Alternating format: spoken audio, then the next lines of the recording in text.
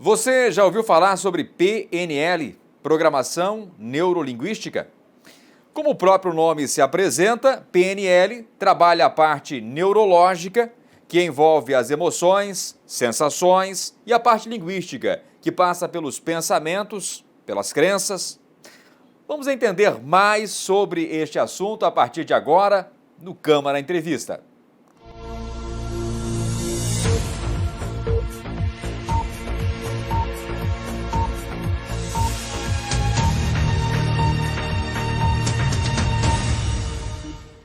Para entendermos os segredos da PNL, nós estamos recebendo aqui a Master Coaching em PNL, mestre em Recursos Humanos, Gestão do Conhecimento, especialista em Análise Comportamental, Janes Dinon Ortigara. Muito obrigado, Janes, por atender prontamente aqui para essa entrevista.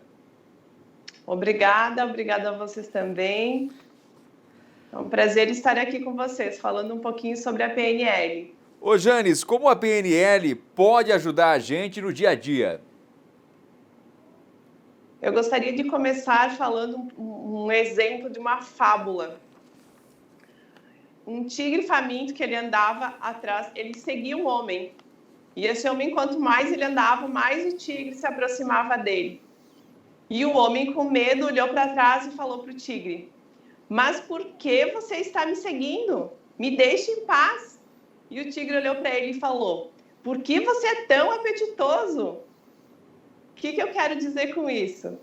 A gente fala da PNL e a PNL é você ter um olhar com várias perspectivas, né? Então, para esse caso que eu contei agora rapidinho, esse exemplo, o tigre estava seguindo o homem porque ele estava com fome e o homem era muito apetitoso para ele. Então, depende do olhar, né? É o que a gente fala no nosso dia a dia. A gente tem vários olhares.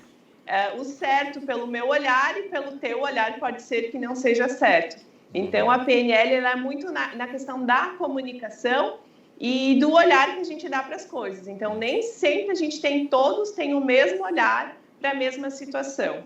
E esse exemplo aqui eu achei bem bacana para trazer para a gente hoje, que é um exemplo bem simples, mas o que acontece muitas vezes no nosso dia a dia. Ok. E a partir disso aí, como é que a PNL pode, então, contribuir para que a gente tenha um dia a dia mais produtivo, mais interessante, um dia a dia de superação? Eu costumo falar que a PNL ela é um kit de metodologias que a gente pode usar na nossa vida pessoal quanto na nossa vida profissional.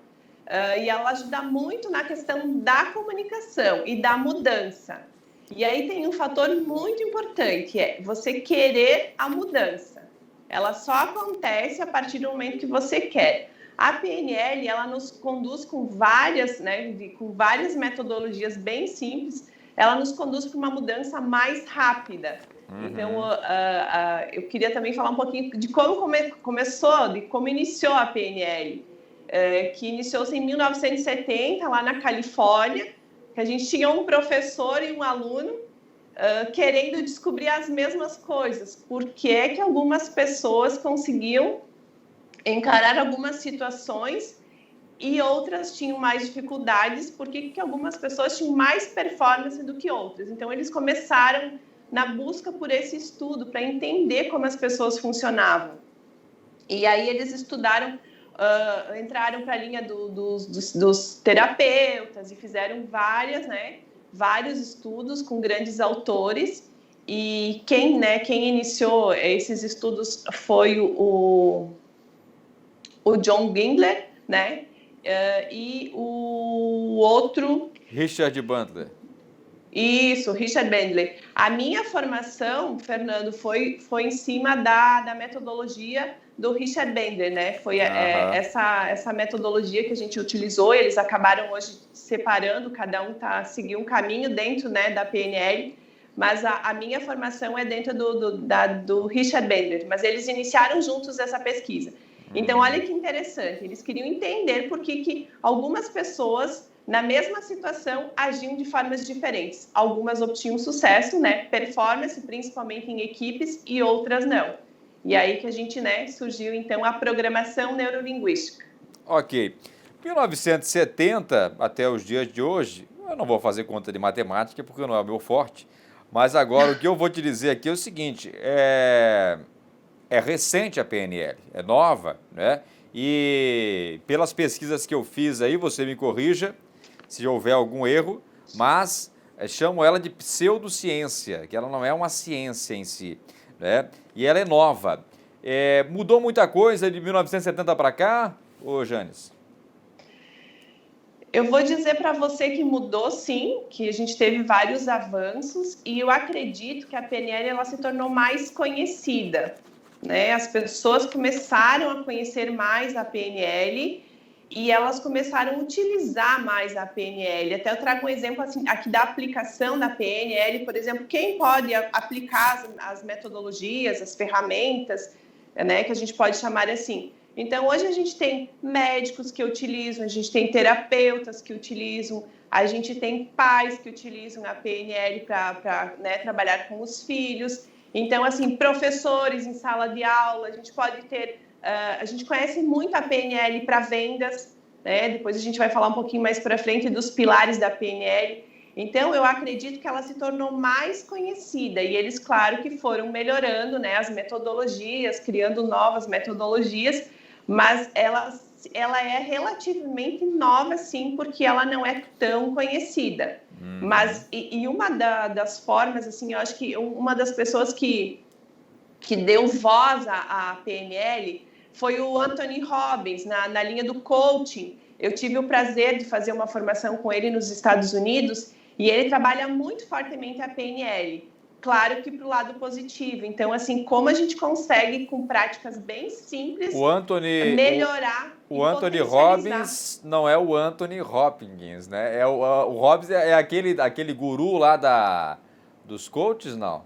Isso, esse mesmo. É aquele que entra na água gelada lá, que tem uma... É o grandão, que tem grandão, mais ou menos 2 metros. Isso. Então, eu tive o prazer de fazer. Mas ele não usa só PNL, né, Janes? Ali tem vários procedimentos, vários conhecimentos, né? Mas, sim, Fernando, mas assim, o foco mesmo é a PNL, porque é o que dá o resultado. Veja só, a comunicação dele é extremamente sedutora, mexe pra caramba, a gente observa que tem uma força naquele homem, não apenas a força física, que é um homem gigante realmente, mas uma força intelectual, comunicacional, ele tem tudo isso, né? Tanto é que as pessoas que vão conversar com ele ali chegam a chorar, se emocionar, ele entra profundo ali no coração das pessoas, né, Janes? Isso. Sabe, Fernando, que eu tive uma oportunidade, assim, que eu vou dizer para você, na minha vida profissional, quando eu fiz uma formação específica em PNL, foi quando eu estava terminando a minha formação em coaching. Eu fiz todo o processo de coaching até chegar numa pós-graduação, né, que fiz em São Paulo, por uma escola de São Paulo, e foi lá que eu conheci, então, a formação do Anthony Robbins. Eu terminei a minha formação em PNL, e o practitioner em PNL, e eu fui fazer, no ano seguinte, eu fui fazer a formação do Anthony Robbins. E vou falar para você que, para quem já estava estudando PNL, para quem já estava inserido na linha do coaching, você vai encaixando as pecinhas do quebra-cabeça. Ele é sensacional. Quando eu participei, a gente estava em Nova York, era menos 8 graus, menos 15 graus. A gente estava em março, numa época que não é tão frio, mas nevou muito. Ele tinha lá 4.000 pessoas dentro de um espaço. E você fica das 8 da manhã às 2 da manhã num ambiente onde você não para fazer coffee break, como a gente tem no Brasil, e as pessoas ficam... eu consegui ter energia até às 2 da manhã, eu não cansava com ele. Sabe quando você não cansa de ouvir a pessoa? Ele realmente é diferenciado. E eu me sinto muito agradecida, tenho muita gratidão por ter tido essa oportunidade de ter feito a formação com ele. E aí, quando eu retornei para o Brasil, eu fiz a formação em Master em PNL. E aí eu trouxe para Florianópolis, a gente fez em companhia até da Aline, que é a minha parceira de negócios, a gente trouxe um polonês que ele tem a certificação do Richard Bandler para ministrar a formação em PNL. E esse polonês, que é o Matheus, ele veio para Florianópolis e a gente fez 3, 4 turmas aqui em Florianópolis.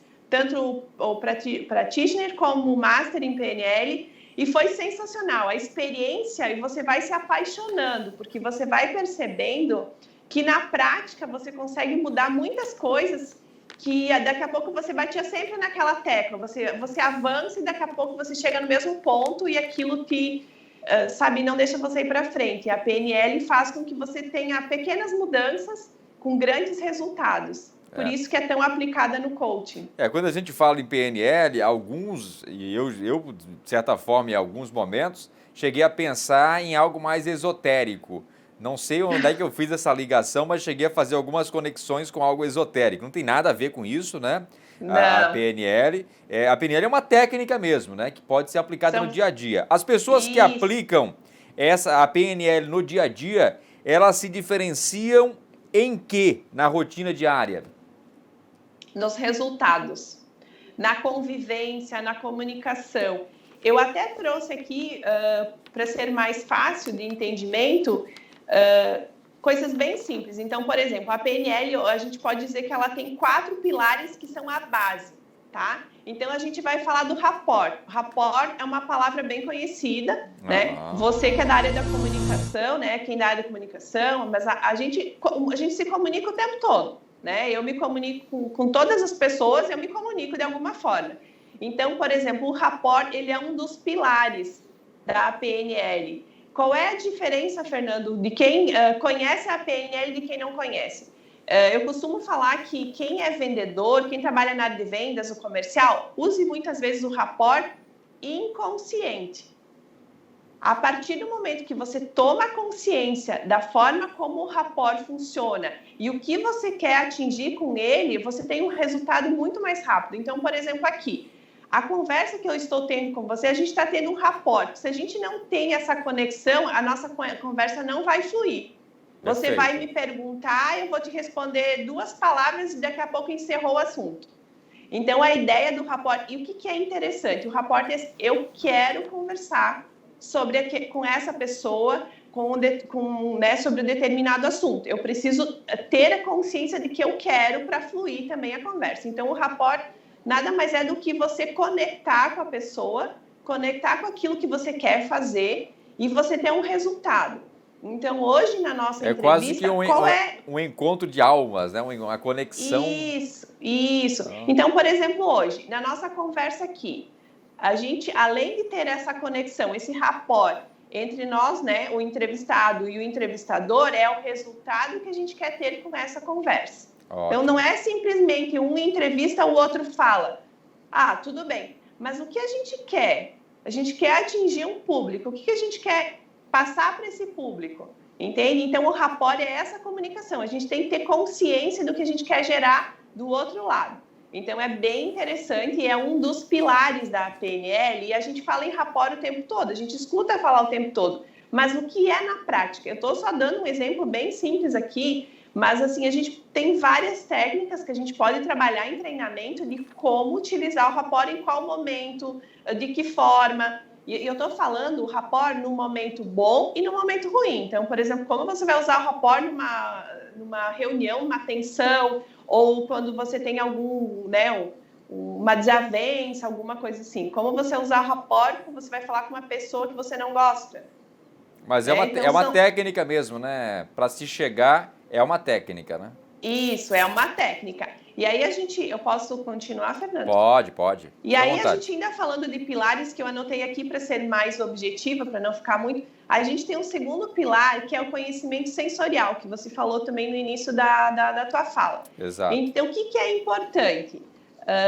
A gente ter essa consciência. Então, assim, cada pessoa, ela tem uma forma.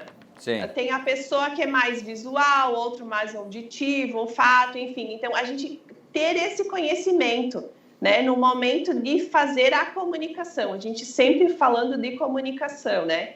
Então, assim, tem pessoas que são mais visuais, a outra... Quando você vai fazer, por exemplo, hoje você vai fazer uma publicação na internet. Você tem que entender qual é o teu público, né? Se ele gosta mais de um vídeo, se ele gosta mais né, de uma arte, de uma música, a gente precisa entender. É difícil? Mas a gente precisa entender. E aí, quando a gente fala de uma experiência do conhecimento sensorial, a gente fala em ouvir, né? Ver, ouvir e sentir, que são os meios que a gente melhor se comunica com as pessoas. E aqui, Fernando, assim, ó, eu até queria fazer, se você me permite, fazer um exemplo com você para a gente falar dessa questão do conhecimento sensorial. Olá, hein? Olha que você vai me colocar aqui, hein? Não, é bem tranquilo, Fernando. Olha então só. Tá. Vou confiar em ti, posso? Pode sim. Depois você vai me agradecer. Então tá, então vai. E aí é uma forma de a gente mostrar como que a gente desenvolve esse conhecimento sensorial na prática, tá? Tá. Então, assim, eu queria que você fechasse seus olhos e pensasse, Fernando, numa refeição que você fez nos últimos tempos, que tá meio difícil a gente ir para restaurante, né? Mas que você fez, que você foi num restaurante muito gostoso, que você fala assim, eu adoro estar aqui nesse restaurante. Agora eu quero que você imagine qual foi o prato que você comeu nesse dia, o que você saboreou nesse dia da tua comida. Ok. Tá.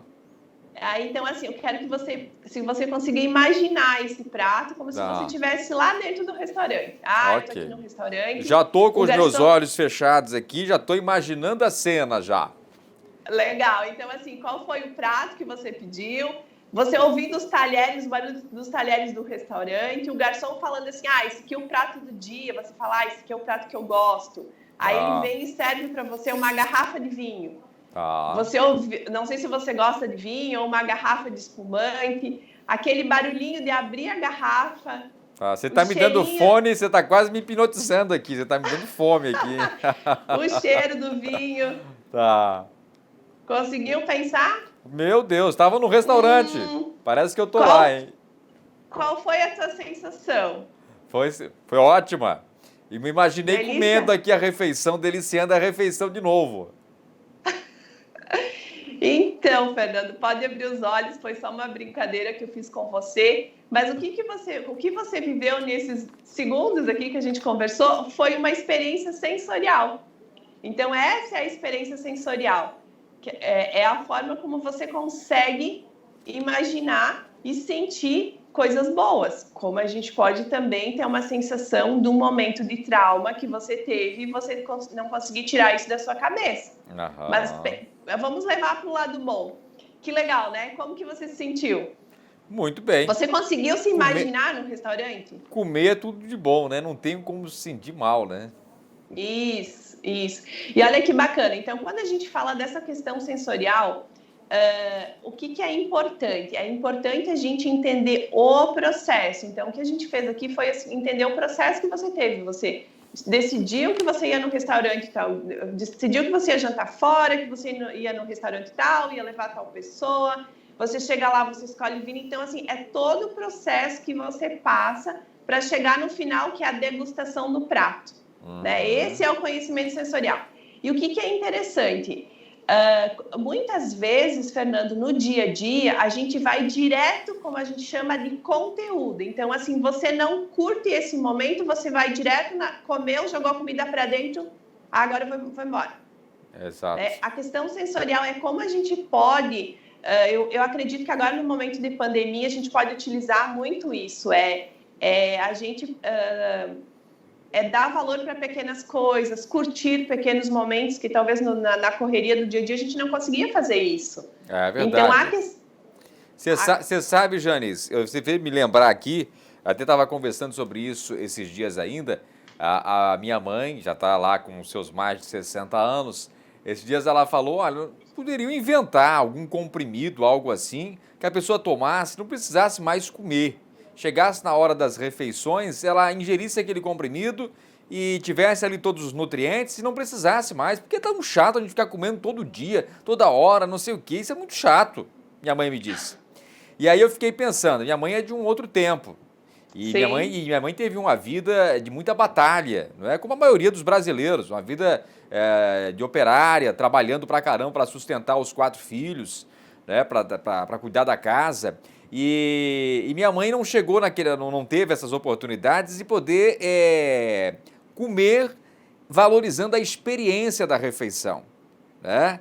E nós observamos no dia a dia, nós temos vários restaurantes que trabalham o quê? Trabalham com muito alimento no prato, com muita comida, em que não valorizam tanto a experiência do comer, né? Por outro lado, nós temos restaurantes que trabalham muito essa questão da experiência do comer. Você chega lá, é pouca refeição, sim, mas o sabor é completamente diferenciado, a produção, os ingredientes, ou seja, muda tudo, né, Janes? Eu acho que isso é o valor da experiência, né?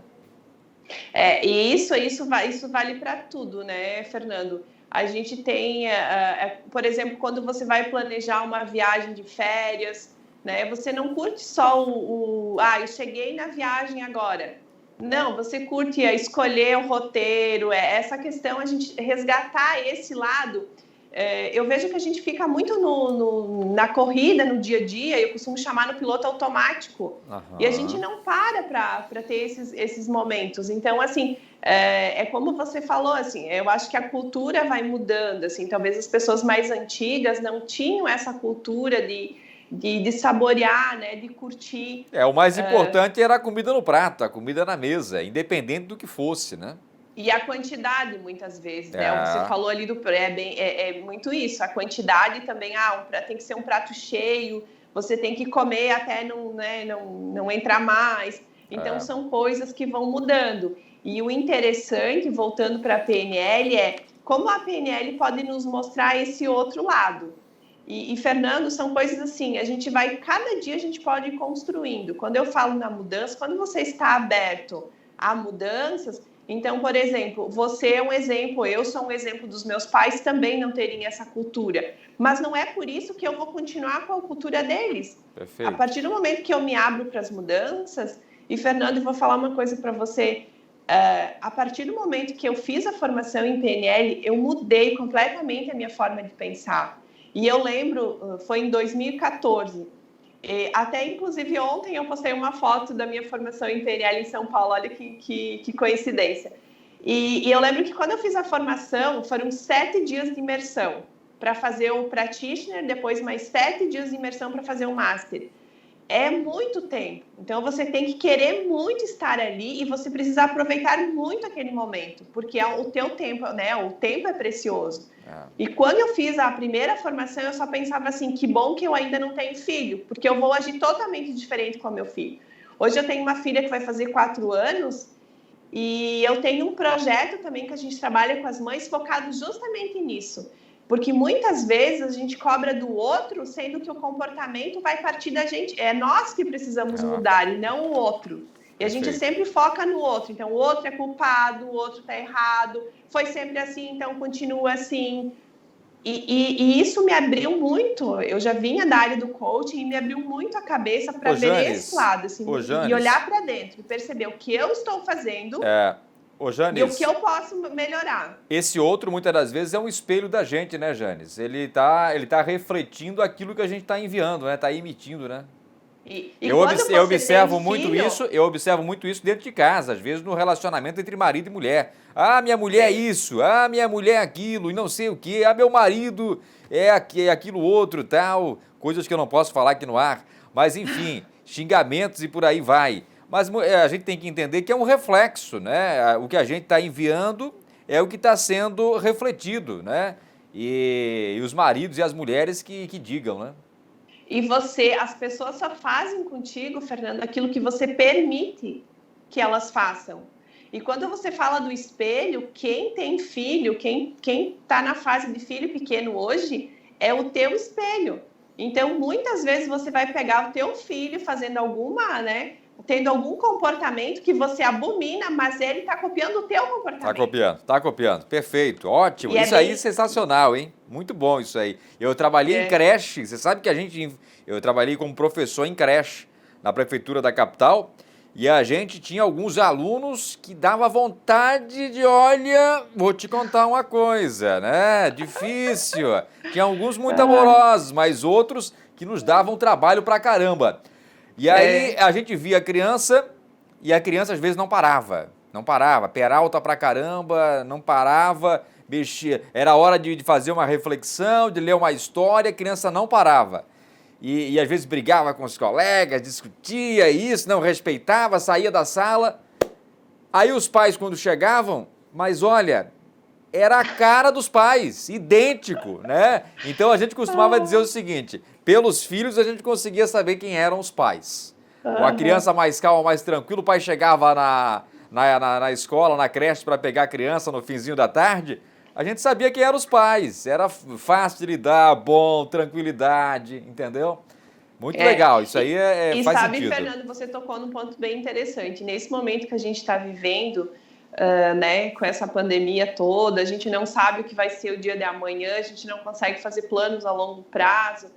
E nesse projeto que eu trabalho com os pais, que se chama ABC das Emoções, a gente foca muito isso, porque a gente tem muito depoimento dos pais do que está acontecendo com as crianças, de não dormir, de criança voltar a usar fralda, de criança se morder, tirar um pedaço do dedo, de crianças ficarem agressivas. E muitas vezes eles estão simplesmente absorvendo aquilo que eles estão vivendo dentro da nossa casa. Então, se eu tenho um dia a dia agitado aqui no meu trabalho, que está a maioria home office, é uma loucura, home office com criança, com escola, com um monte de coisa, reflete neles. Então, o nosso projeto é justamente isso, sabe? É fortalecer principalmente as mães para que elas mudem o comportamento delas e esse vai refletir nas crianças. E aí, Fernanda, a gente entra no terceiro pilar da PNL, que fala do resultado. Então, o que eu quero? Eu preciso ter muito claro qual é o resultado que eu quero com aquele comportamento que eu vou ter. Então, se eu estou focando no problema ou se eu estou focando na solução, sabe? Então, isso é bem importante. São perguntas que a gente precisa fazer no dia a dia. Então, eu sempre costumo falar, quem que precisa assumir o controle da própria vida? O outro vai assumir o controle da sua vida? Aí você falou aqui de marido e mulher, né? Então, muitas vezes, tanto o marido, quanto a mulher, ou quanto o colega de trabalho, a gente pode falar de várias áreas, eu passo a responsabilidade minha para o outro. Então, aí assim, eu deixo o outro me conduzir da forma que ele quer e eu reclamo que aquela condução não está sendo legal. Mas eu não tomo, né? Eu não tomo providência para eu que tenho que conduzir. Então, por exemplo, assim, eu trabalho com treinamentos. Eu trabalho muito com coaching. Quando a gente trabalha com coaching, eu trabalho sempre 2 pilares, o pessoal e o profissional. E aí, o que eu falo sempre quando eu trabalho com profissionais que estão dentro de uma empresa? Geralmente, eu faço coaching para as empresas que oferecem para os colaboradores. Se você não está feliz onde você está, você tem que criar um plano B. Você não tem que ficar amaldiçoando a empresa onde você está, você não tem que ficar reclamando, né, do teu gestor. Porque o que acontece? Quando eu tenho claro quais são os meus valores, quais são as minhas crenças, qual é o meu objetivo de vida, eu consigo perceber se eu estou no lugar errado ou não. Eu consigo perceber que chegou um momento que aquela empresa ali não faz mais parte, aquilo não faz mais sentido. Isso é autoconhecimento também, né, Janice? Mulher não faz mais sentido. Isso é autoconhecimento também, né, Janice? E aí, Fernando, olha que bacana. Eu queria dar um exemplo para ti que cabe muito aqui. Eu trabalhei muito tempo fazendo consultoria numa empresa na área de recursos humanos e a gente tinha um colaborador, a empresa oferecia o vale alimentação e o colaborador sempre trazia a marmita dele para comer. A gente, né, cada um tem a sua liberdade para fazer o que você quer. E aquele colaborador, ele trazia a marmita, comia todos os dias a marmita fria e ele ia para um ambiente onde tinha mais pessoas, ele abria aquela marmita e todo dia ele reclamava daquela marmita. Eu não aguento mais o cheiro, não aguento mais isso, não aguento mais aquilo, e vivia, sabe? Então, assim, ele vivia no ritmo da reclamação da marmita. Até que um dia eu perguntei para ele assim, se você não aguenta mais a tua marmita, imagina o teu estômago? E eu falei para ele, por que você não pede para a tua mãe, né, que acho que era a mãe dele que fazia, por que tu não pede para tua mãe mudar o cardápio, fazer alguma coisa que você gosta, uma coisa mais saudável, que você possa comer talvez frio, né, e mudar, variar um pouquinho. E para minha surpresa ele me responde, não, quem disse que é a minha mãe que faz a marmita, sou eu mesmo que faço. Veja só, como pode? E aí, Fernando, olha que exemplo fantástico para a gente falar aqui. Então, assim, ó, era ele que fazia, Ele não gostava, era ele que ia comer, ele estava insatisfeito, mas ele entrou naquele círculo que é reclamar, reclamar, reclamar.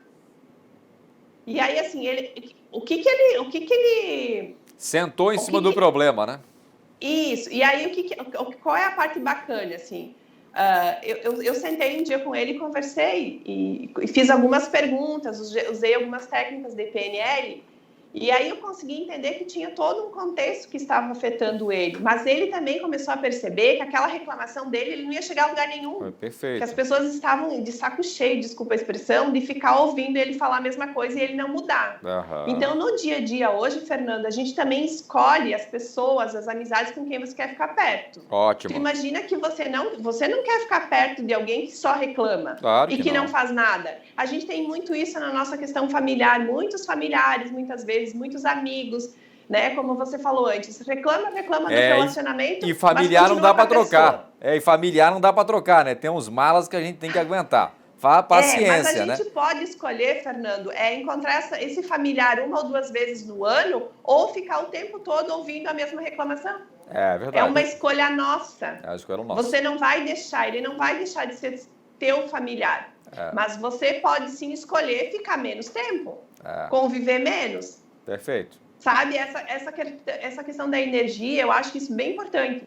E aí esse colaborador, conversando com ele, ele estava insatisfeito com alguma coisa lá do trabalho, que ele achava que ele tinha que ser promovido e não era, e aí tudo virou reclamação. E foi bem legal, porque a gente teve no final uma experiência de mudança, né? Mudança dele, da percepção que ele tinha que mudar, e ele realmente mudou. Ele até foi promovido depois a um cargo de liderança, mas ele teve que, talvez assim, Fernando, ele nunca ouviu alguém perguntando. Ele teve que transformar a marmita para ser promovido. Isso. E aí, quando a gente fala aqui do pilar do resultado, Fernando, o que acontece na maioria das pessoas? Se você reclama para alguém, o que a pessoa faz? A pessoa, muitas vezes, pega as dores dela e começa a reclamar junto. Pois é, mas eu também, realmente está difícil.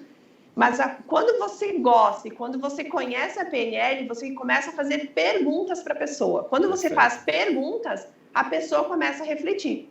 Eu tinha um professor, Janes, aproveitando, tinha um professor, o professor Fernando Evangelista, inclusive foi entrevistado nosso aqui, meu professor no curso de jornalismo, e ele sempre dizia, olha, se alguém está reclamando de algo, seja o que for, o que você pode fazer, às vezes você não concorda com aquela opinião, é começar a fazer perguntas. Pergunta para ela. E com essas perguntas, você vai conseguindo ajudar ela a encontrar exatamente o porquê, que se eu não estou enganado aí, essa técnica aí é até a técnica utilizada pelos coaches, né? Perfeito. Os bons coachings, eles conduzem todo o processo de coaching em cima de perguntas. Perguntas, perfeito. E é por isso que o coaching, quando ele é bem conduzido, ele tem um resultado muito rápido.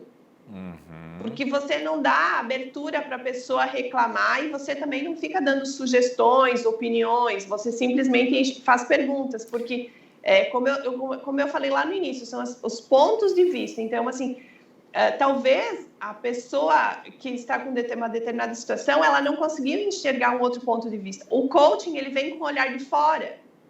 E aí ele consegue fazer 2 ou 3 perguntas que fazem a pessoa refletir. E aí ela vai para o próximo passo.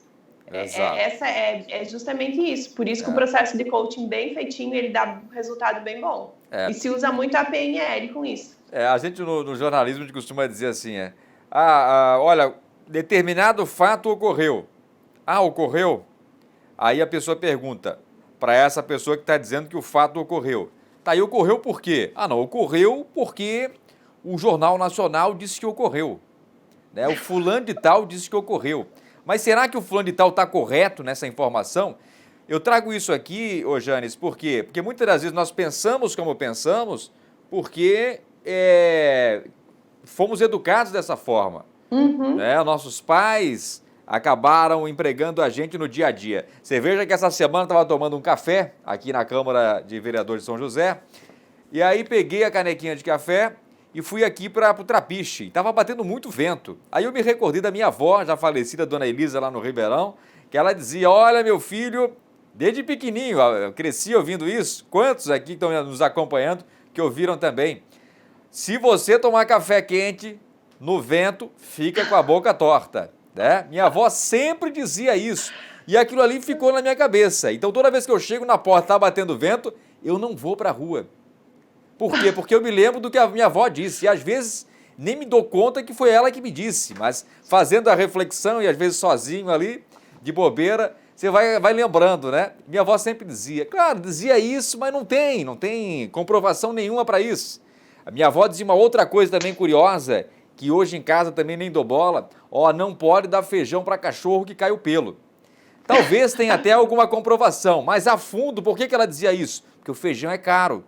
Feijão é caro, por que você vai dar feijão pro cachorro? Ó, cachorro come osso. Come nada. Cachorro come osso porque não dão coisa melhor para ele comer. Cachorro come carne, ele quer ração, ele quer coisa de qualidade, óbvio que é. Ele quer coisa boa. Coisa boa, né? Mas daí dava osso por quê? Porque o osso nós não comíamos. Então, tem essas questões culturais que elas vão passando. Então, muitas pessoas hoje que estão nos acompanhando, a gente no dia a dia, a gente acaba reproduzindo aquilo que os nossos antepassados, né, Janes? Eles faziam, que nos ensinaram. Agora, até que ponto isso nos traz felicidade? Até que ponto isso nos faz a gente se sentir bem, né? Faz a gente ter qualidade de vida, faz a gente ter um pensamento realmente em paz, com tranquilidade.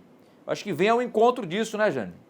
Vem, e aqui tem mais um pilar que tem tudo a ver com isso, é a flexibilidade comportamental. Então, tudo que a gente traz das nossas famílias tem muita coisa riquíssima, muita coisa super importante que a tua avó te ensinou, com os pais, os amigos. Mas a gente precisa ter a flexibilidade que nem tudo é aquilo ali e não se muda, né? Como você falou. E talvez, Fernando, é porque nunca ninguém questionou. Verdade. Né? Nunca ninguém questionou, tá, mas por que cai o pelo? Qual é a lógica, né, que cai o pelo? E aí você me fez lembrar a minha avó, já falecida, ela também falava para uma prima minha que ela foi morar com a minha avó para estudar. E essa minha prima, meu Deus, assim, ela morava no interior e ela foi morar com a minha avó e assim, tipo, ela teve um grito de liberdade. Meu Deus, agora eu tô, né? Tô livre. E aí ela queria, claro, como adolescente, queria sair, curtir, enfim, e a minha avó falava assim pra ela, você não pode namorar. Você não pode namorar. E tem mais uma. Se você tomar anticoncepcional, você vai morrer. E se você tiver relação, você pode engravidar. Então, querida da minha avó, ela não dava alternativa para minha prima. Então, são coisas que era uma forma que ela tinha de querer cuidar da minha prima para que não acontecesse nada, que a minha prima tivesse juízo, mas era a forma que ela tinha de falar. Uhum. E a minha prima, talvez, na época, por não querer questionar ou por nem ter tanto conhecimento, ficava daquele jeito, sabe? Tipo, não questionava e ela ficou por muito tempo, assim, trancada mesmo. Ela não saía, aquilo era uma verdade para ela. Né? Então, essa questão da flexibilidade comportamental é bem importante. Então, assim, quando a gente tem flexibilidade, isso é em tudo, né, Fernando? Em tudo. A gente fala de relacionamento, então sempre um tem que ceder, o outro tem que rever algumas coisas, porque se a gente não for flexível, a gente não funciona, né? A história da árvore, né? Que se ela não for flexível, o primeiro vento que tiver, ela vai quebrar. Então, a gente tem que ter essa flexibilidade. Ótimo. E aí, Fernando, que é bem legal, que eu queria também aproveitar e fazer um exercício contigo, se você me permite, claro. Opa! Né? O primeiro foi bom, hein? Você me fez lembrar de comida. Comida é bom. Eu lembrei de uma comida super especial que eu comi com a minha mulher esses dias no restaurante, estava espetacular. Me recordei. Foi boa. O primeiro exercício foi bom. Passa mais um aí. Vamos lá, então. Eu poderia ter feito você relembrar, não sei se você tem filhos, mas assim, quando nasce o nascimento do filho, no casamento, são momentos especiais que a gente adora, né? E muitas vezes eu tenho algumas músicas que eu lembro que quando eu engravidei tem uma música que toda vez que toco aquela música eu lembro que parece assim, que foi o momento que eu gerei a minha filha, sabe? E são coisas que a gente recorda, um perfume, então como é bom esses momentos, a gente precisa ter uma listinha dessas coisas. Quando a gente não está muito bem, o que pode nos fazer melhor? Hoje eu estou baixo astral. Uma música, né? Um bom vinho, uma comida que faz a gente recordar as coisas boas. E aqui, Fernando, eu queria só te desafiar. É mais ou menos o que a gente faz com as fotos em casa, né? A gente coloca fotos se recordando de bons momentos, quando a gente está, às vezes, na baixa e tal, a gente olha, rapaz, olha os momentos que a gente passou, valem a pena. Por exemplo, agora as fotos de viagens, de restaurantes, essas coisas que a gente não dava talvez tanto valor, né? Não era, meu Deus, era normal a gente ir para um restaurante, a gente sair de férias, viajar. E agora a gente não, né? Tá tendo que curtir, pedir um lanche, uma comida do restaurante para comer em casa. É uma readequação. Mas tem um lado bom também, né, Fernando? Eu acho que esse lado que a gente voltou para a gente fazer essa reflexão, né, olhar para dentro, eu acho que foi bem importante nesse momento. Talvez esteja acontecendo porque o mundo estava muito cada um para si, a gente corria, a gente não conhecia mais a pessoa que estava do nosso lado dentro de casa, porque a gente não tinha, a corda um vai para um lado, o outro vai para o outro lado, né? Nesse sentido, assim, eu acho que voltou e melhorou bastante. Se conheceram tão bem que teve casais pra caramba que se separaram, né? Muito. O que teve de divórcio aí na pandemia, um horror, né? Deus o livre. Importante realmente, né? Os dois se conhecerem cada vez mais, né, Janes? Então, voltando aqui à questão da flexibilidade, a gente, por exemplo, agora, a gente está tendo um diálogo aqui, né? A gente está conversando nós dois. Então, assim, na tua avaliação, de quem é a responsabilidade dessa nossa conversa? Eu acho que a responsabilidade é de ambos. Eu, enquanto entrevistador, enquanto jornalista, já com as perguntas programadas e outras tantas que vão surgindo das tuas respostas, e você aí com o teu conteúdo, com a tua experiência. E porque essa é a tua opinião? Legal. Olha que exemplo bacana, Fernando. Quando a gente fala aqui da flexibilidade comportamental e da responsabilidade, quando a gente trabalha com a PNL, o que seria não digamos o correto, mas qual seria a resposta? Não, é 100% tua. A responsabilidade é 100% tua das perguntas e 100% minha das respostas. Ótimo. Olha que interessante, né? Então, por quê? Você pergunta e eu respondo. E aí volta lá no início do rapport. Se você faz uma entrevista e você não elabora perguntas, se eu venho para a entrevista e eu não tenho, né, eu fiz um resumo aqui para a gente conversar, porque a PNL é muita coisa, para a gente não, né, não se perder e não ter uma lógica do que a gente fala. Se a gente não prepara os dois lados, a gente sempre pode ter problemas. Então, a questão, né, como é importante essa questão da flexibilidade comportamental. Então, é entender, muitas vezes, que eu tenho que chamar a responsabilidade. Está em mim. Então, a responsabilidade das perguntas não está em mim, está em você. A responsabilidade das respostas está na Janes. Por outro lado, se você quiser ter boas respostas, você precisa ter boas perguntas. Boas perguntas. A gente está tendo um momento sensacional aqui, porque você tem boas perguntas e a gente consegue, né, ter uma fala onde eu consigo responder coisas que sejam interessantes para você. Agora, Janes...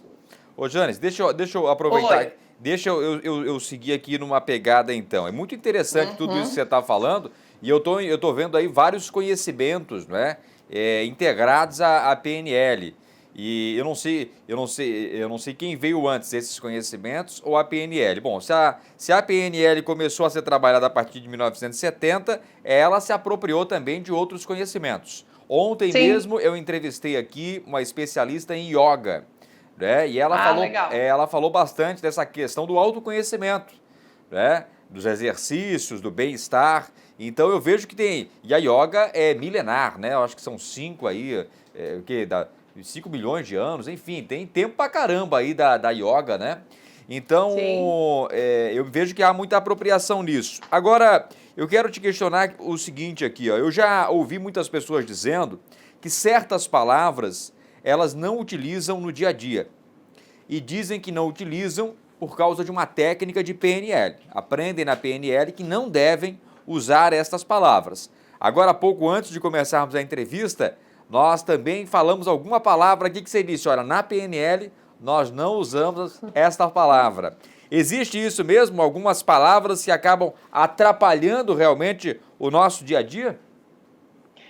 Fernando, o exemplo que a gente falou do não. O que acontece? Quando a gente, na PNL, a gente fala da programação neurolinguística, então tem uma parte do cérebro, é um conjunto de coisas. O que a gente aprende? O nosso cérebro, ele não entende se é certo ou se é errado. Ele simplesmente vai assimilar o comando que você dá. Então, quando a gente usa a palavra não na frente, o exemplo que eu dei, né, criança, não sobe aí que você vai cair. Os né? pais reclamam muito disso, hein? É só eu dizer pro meu filho, não faça, e ele faz. Isso. Mas e isso é uma coisa que vem é cultural. É cultural a gente ser o negativo antes do positivo. Então, o que acontece com a criança? Você fala assim, não que tu vai cair. E ela faz. Não faz isso que vai acontecer aquilo. Você aciona um gatilho. Na PNL a gente fala o gatilho. Então, a gente aciona um gatilho que a pessoa vai e ela vai fazer aquilo. Se ela não lembrava que aquilo poderia ser feito, principalmente a criança, ela vai acionar o gatilho.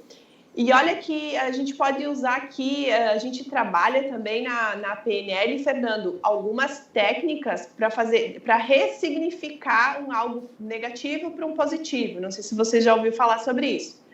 Então, por exemplo... Positivo e negativo. Isso. Transformar um trauma, por exemplo, em algo positivo. Então, pegamos um exemplo aqui. Você vai fazer a tua primeira viagem de avião. Você nunca viajou na vida e aí teve uma turbulência gigantesca nessa viagem de avião. Pensei que o avião ia cair e todo mundo ia morrer. Pensou que o avião ia cair. O que vai acontecer quando você for andar de avião de novo? Não vou andar de novo, Deus o livre. Quero mais saber de avião. Tu até pode andar de novo, Fernando, mas o que vai acontecer quando você chegar, quando você se aproximar da viagem, qual é o gatilho que vai acionar na sua cabeça? É o temor, é o medo. É o mesmo, né? Então, se em algum momento da tua vida você foi assaltado. Fica um trauma, né?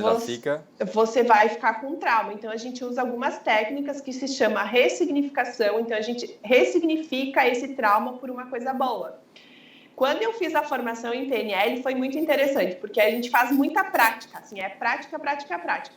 E aí tinha uma moça na turma que ela falava que ela não tinha o controle da boca dela com relação a guloseimas, que a gente tem, né, vários casos assim. Então ela falava assim... As mulheres principalmente, né? Aí ela falava assim, no meu trabalho as minhas colegas levam um bolo e aí eu passo toda vez na frente da cozinha, enquanto tiver bolo eu vou lá e corto um pedaço de bolo e eu tenho que comer, eu não me aguento. E aí a gente fez nesse dia da formação, a gente usou uma técnica de ressignificação, que agora eu nem lembro bem direitinho o nome da técnica, mas olha que interessante. O que ele fez, o professor? Ele conduziu ela a toda vez que ela lembrasse do bolo, ou que ela passasse pela frente, que ela lembra, né? Que agora você lembrou das coisas boas, ele assimilou com uma coisa muito nojenta. Muito nojenta.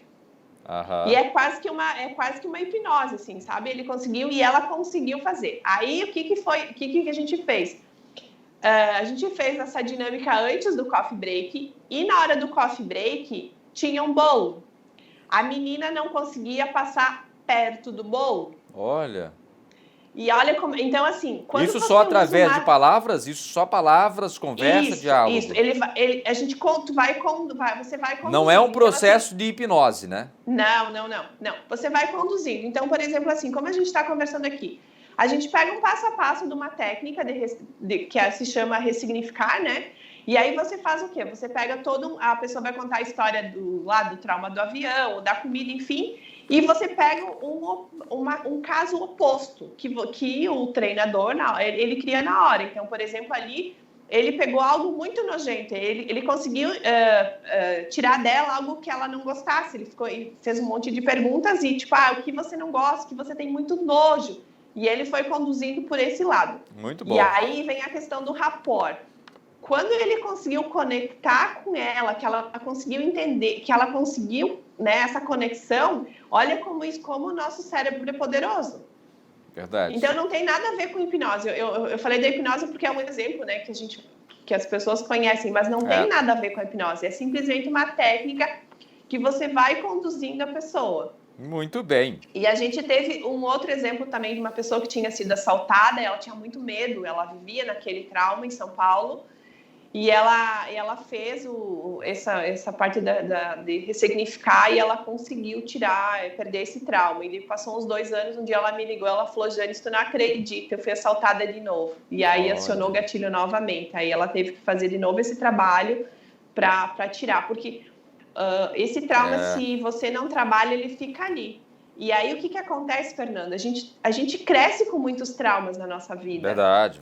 Muitos Vários, traumas inconscientes, a gente nem sabe. E quando você começa, quando você entra para o autoconhecimento, que é o que você falou aqui, quando a gente começa a se conhecer, quando a gente começa a se estudar e trabalhar, você vai começando a perceber situações, né? Eu falo a história da casca da banana, não sei se você conhece a história da casca da banana, que a pessoa vai trabalhar, chega na esquina, tem uma casca de banana no chão, ela pisa na casca da banana e cai.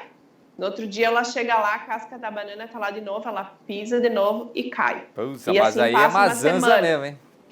Até que um belo dia ela chega e fala assim, outro tombo. 3 vezes na casca de banana? Deus o mas livre. Fernando, muitas vezes a gente usa esse exemplo no nosso dia a dia. A gente sabe que aquilo não vai funcionar. Não é a casca, mas é outro assunto, né? Mas a gente... Sabe por que acontece isso? Porque você não tem uma outra perspectiva, você não tem um outro olhar. Então, quando a gente fala... Pensa quando a gente fala de um relacionamento abusivo. O que é que justifica alguém passar 10, 15 anos com uma outra pessoa que maltrata, que bate, que se sujeitando, né? Que faz? Acontece que quando você trabalha o teu autoconhecimento, quando você se fortalece, é o que eu falei lá no início, você que permite deixar as pessoas fazer com você ou não. Eu não estou aqui julgando de maneira alguma e nem criticando as pessoas. Eu só estou dando um exemplo de como a gente pode usar a PNL, como a gente pode usar para o autoconhecimento, como a gente pode se fortalecer. A ideia que é fortalecer. Quando você está fortalecido, é muito mais fácil você tomar uma decisão. Sim, sem dúvida. Então, senão você foca, ao invés no resultado, você foca no problema. E aí você fala assim, também não quero ver. Eu tinha um caso de coach que eu trabalhava com uma pessoa que ela tinha problema na questão financeira. Ela sabia que ela tinha problemas, ela não queria olhar, ela não pegava o extrato do banco e ela tinha uma conta, 2, 3 cartões e toda vez que saía gastava e ela não queria enxergar. A partir do momento que a gente sentou e ela visualizou, com várias perguntas, ela visualizou a situação dela, ela começou a enxergar que tinha uma luz no fim do túnel e que ela teria que mudar. E resumindo, o que ela fez? No primeiro momento, ela não saía com cartão de crédito porque ela não conseguia se controlar. A partir do momento que ela conseguiu se controlar, ela pegou e foi diminuindo, ficou com um cartão só, foi zerando as contas que ela tinha e hoje ela consegue guardar dinheiro. Sem contar as pessoas que muitas das vezes quebram todos os cartões e depois precisa do cartão de novo e agora não tem mais cartão. Ô Janis Dinon Ortigara, Master Coach em PNL. Nossa entrevista está quase com 1 hora aqui. Tem muitos outros assuntos que nós poderíamos conversar. Estou vendo que você tem muito conhecimento, muitas informações importantíssimas, interessantes. Então, para nós encerrarmos aqui, rapidamente, uma dica de livro aí para as pessoas entenderem mais sobre PNL. Fazer uma formação de PNL. Tá. Tem algum livro que você indique? Olha, eu tenho um livro que eu vou indicar para vocês, deixa eu pegar aqui, que é um livro bem básico para quem não conhece PNL. Tá. Que é esse livro aqui. Deixa eu ver, tá desfocado. Opa. Bota mais na frente do teu rosto, que daí eu acho que vai ficar bom, vamos ver. Não dá não, Janis. Fala pra gente qual é o nome do livro, por gentileza. É Programação Neurolinguística para Leigos. Tá. Quem é o autor? Significa que é para iniciantes. Inclusive, eu fiz a leitura dele de novo hoje para a gente conversar aqui, porque, como eu falei para você, eu falei sobre a introdução, na verdade, da PNL, que quando a gente chega lá no Master, que é uma etapa bem mais avançada, você tem, né, você vai dificultando as técnicas. E olha o que é muito interessante, Fernando, assim, você pode utilizar... Eu queria dar um exemplo aqui para vocês, eu até estou promovendo, agora em dezembro vou fazer um workshop de feedback gratuito. E o nome do workshop é Feedback Roubado. Tem tudo a ver com a comunicação. Quando você não comunica, quando você não dá feedback para a tua equipe, você rouba a oportunidade dela crescer, dela saber o que ela precisa se desenvolver, dela saber como ela está indo. Então, assim, é uma forma que eu encontrei, tipo, você rouba da pessoa a oportunidade. Então, quando você não... E as pessoas, para acompanharem mais desse workshop, acompanhar um pouco mais do teu trabalho, te encontram nas redes sociais? Como é que você está lá no Instagram, nas redes sociais? Isso, é JDO Consultoria. Vamos anotar aqui, JDO Consultoria. Consultoria. O autor desse livro que você mostrou pra gente aí, quem é? Esse aqui é Romila Red e Kate Burton. Eu vou passar depois, se você quiser, eu mando uma fotinho para você. Ótimo, perfeito. E, inclusive, Fernando, esse aqui é um livro de bolso, ó, bem pequenininho. Ó. Ah, dá para levar para todo lugar, então. Dá para levar para todo lugar. E Janis, se você quiser, diga. Eu tenho outros livros também para indicar, porque quando eu fiz a formação, eu sou uma apaixonada por leituras, então todos os livros de PNL que tem no Brasil em português e tem em espanhol eu comprei. Opa, e que eu beleza. Aproveito muito, eu uso muito como uma forma de pesquisa e eu te agradeço muito porque hoje falar com você me fez reviver muitas coisas e tenho certeza que eu estou saindo uma pessoa bem melhor dessa nossa conversa. Opa, isso aí é PNL, né? Não. Tá bom. Isso é gratidão. Que bom, que ótimo. Da mesma forma, gratidão também por esse bate-papo. Janis Dinon Ortigara, Master Coach em PNL, te agradeço muitíssimo por dedicar parte do teu tempo para conversar conosco, com nossos telespectadores aqui da TV Câmara, esse compartilhamento de anos de estudo, conhecimento, tudo isso realmente é muito valioso e somos realmente muito gratos. Obrigado, viu, Janis? E ele só é valioso, Fernando, quando a gente pode compartilhar com as outras pessoas. A minha felicidade é poder compartilhar um pouquinho desse conhecimento com você, das pessoas que estão assistindo. E se quem estiver assistindo conseguir mudar uma vírgula, uma palavra, um mini comportamento, eu já fico feliz, porque esse é o meu objetivo. O meu objetivo é poder compartilhar e fazer com que as pessoas, né, que a gente faça uma corrente de melhorias, não só para mim, mas para as outras pessoas também. Que beleza. Então é sinal aí, como eu costumo dizer, depois que acaba a entrevista, cumprimos a nossa missão. Obrigado, Janis, a você que nos acompanhou. Muito grato também pela sua audiência. Pegou a entrevista no meio do caminho, acompanhe na íntegra em nossas redes sociais, aqui da Câmara Municipal de São José, no YouTube, Instagram, Facebook. Nos acompanhe, nos siga e aproveite também para sugerir novos temas e novos entrevistados. TV Câmara, a conexão entre você e o Legislativo Josefense.